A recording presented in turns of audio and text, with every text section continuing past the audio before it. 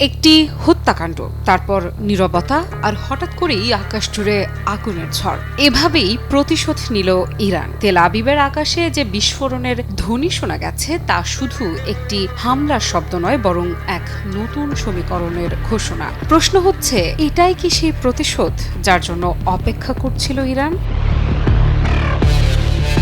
ইরানের শীর্ষ নিরাপত্তা কর্মকর্তা আলী লারিজানির হত্যার পর থেকেই স্পষ্ট ছিল ইরান চুপ করে থাকবে না। আর এবার সেই জবাব এসেছে সরাসরি ইসরায়েলের হৃদয়ে। রাজধানী তেল আবিবকে লক্ষ্য করে চালানো হয়েছে ভয়াবহ ক্ষেপণাস্ত্র হামলা, যেখানে প্রথমবারের মতো ব্যবহারের দাবি উঠেছে বিধ্বংসী ক্লাস্টার ওয়ারহেড।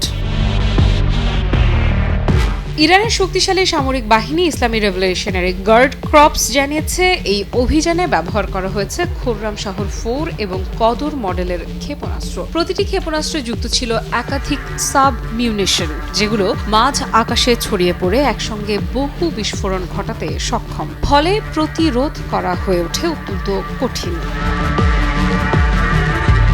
ইসরায়েলি সূত্র বলছে, তেল আবিবের জনবহুল ও কৌশলগতভাবে গুরুত্বপূর্ণ একটি এলাকায় এই হামলায় অন্তত 2 জন নিহত হয়েছেন। প্রত্যক্ষদর্শীদের ভাষায় এটি কেবল একটি বিস্ফোরণ নয়, বরং একসঙ্গে বহু আঘাতের ঝাপটা, যা মুহূর্তেই আতঙ্ক ছড়িয়ে দেয় পুরো এলাকায়। এই হামলার পর সবচেয়ে বড় প্রশ্ন, ইসরায়েলের বহুল প্রচারিত আকাশ প্রতিরক্ষা ব্যবস্থা কি চ্যালেঞ্জের মুখে? ক্লাস্টার ওয়ারহেডের মতো প্রযুক্তি যদি ধারাবাহিকভাবে ব্যবহৃত হয়, তাহলে ভবিষ্যতে ইসরায়েলের প্রতিরোধ কতটা কার্যকর থাকবে? অন্যদিকে ইরানের বার্তা আরও কঠোর। দেশটির পররাষ্ট্রমন্ত্রী আব্বাস আরাকচি স্পষ্ট করে জানিয়েছেন, লারিজানির মৃত্যু ইরানকে দুর্বল করেনি, বরং দ্রুত নতুন নিয়োগের মাধ্যমে রাষ্ট্রীয় কাঠামো আগের মতোই শক্ত রাখা হয়েছে। অর্থাৎ নেতৃত্বে আঘাত এলেও রাষ্ট্র ব্যবস্থা অটুট।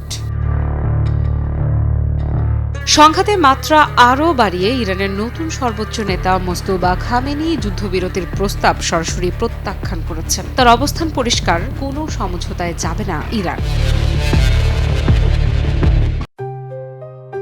JBS holdings limited.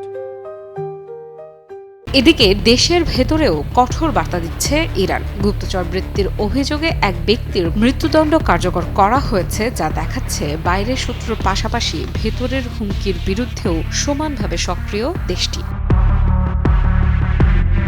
2 সপ্তাহ ধরে চলা এই সংঘাত এখন এমন এক পর্যায়ে পৌঁছেছে, যেখানে প্রতিটি পদক্ষেপই নতুন উত্তেজনা তৈরি করছে, আর প্রতিটি আঘাত যেন আরও বড় আঘাতের ইঙ্গিত দিচ্ছে। এখন দেখার বিষয়, ইরানের এই প্রতিশোধের আঘাত কি শেষ নাকি কেবল শুরু?